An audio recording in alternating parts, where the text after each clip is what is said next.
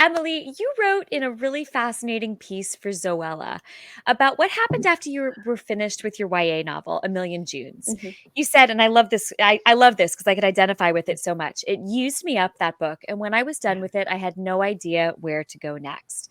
My writer's block was short lived but intense, a complete kind of mental emptiness I'd never experienced before, in which I found surprisingly painful. I had only just discovered why I needed writing so much, and then it felt like writing had abandoned me. I had no ideas. I was a dried out sponge. Oh my gosh, I love that because seriously, We've all been there. we've all been there, but it's like even there are even bits and pieces of every single book process where I find myself at that moment where you just, so I guess I'm wondering, what do you do to conquer writer's block? And what advice do you have for writers out there who are experiencing it, like perhaps some little ones of us here right now? No. No one in this virtual room has ever experienced writer's block. It's okay. It's so tricky because I do feel like any writing advice comes with the caveat that, like, if it doesn't work for you, abandon it. Like, that's how I operate. That's how I feel. But for me, I have realized a lot of my writer's block really, I mean, with A Million Junes, it was specifically like, I really had emptied myself out. I had no ideas left. I needed to go live my life. And that can be really hard when you feel like you're on a roll or have momentum or have a schedule to keep to, where you're just like, I'm not allowed to not have any ideas. I can't go live my life. I can go see friends, whatever. But I have really found that the bulk of my writer's block is actually just a fear of failure. And it's that feeling when you have an idea for a book, but you don't feel like you can get it into the shape that it has in your head yet. Or even like, sometimes it really is like no ideas for a scene.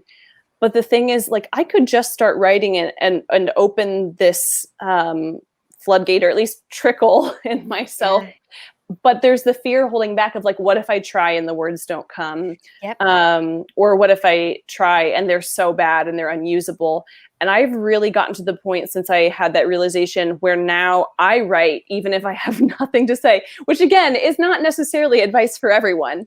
That could just be torture for most people. But as someone who tends to draft fairly quickly, I try to honor like a daily word count. And if I don't know what comes next, I will literally have my characters go to the grocery store or just like do mundane things, because eventually if I put my phone away and I'm not like on social media, not on the internet, and I really commit to it, if I just have my characters wander, eventually I'll figure out something interesting to happen. And so a lot gets cut in my later drafts. And so that's not like, a reasonable approach for a lot of people. But for me, it's so freeing to get past that blank, that blank page that's so intimidating. Well, it's such a good point, because I feel like so much of what you're doing during that time is talking to your characters, right? And like giving them the opportunity to talk back to you, which sometimes is just the thing that has to happen. I also think it's really interesting, Emily, that you really had your huge breakout success at a time when you did take your foot off the gas a little bit, right? Like you just gave yourself permission to write the book that like your inside was saying, I need to write. And I think that's a really good lesson. I think that's a good lesson, because I think it can be really tempting to just go along that same path with that forward momentum and just think I have to keep going.